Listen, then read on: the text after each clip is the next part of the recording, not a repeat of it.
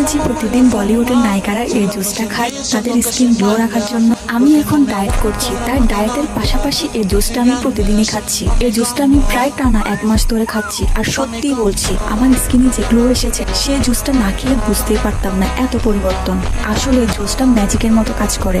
বাহিরের কোনো জুস বা ক্রিম ব্যবহারের চাইতে এটা আমার কাছে মনে হয় একদম বেস্ট, যাতে কোনো সাইড এফেক্ট কোনো কিছুই নাই। শুধু বাসায় থাকার কয়েকটা উপকরণ দিয়ে তোমরা এটা বানাতে পারবা, আর নিশ্চিতে কোনো ভয় ছাড়া এটা খেতেও পারবে। তোমরা যদি এই জুসটা টানা 1 সপ্তাহ খাও তাহলে তোমরা ফলাফল নিজেই বুঝতে পারবে।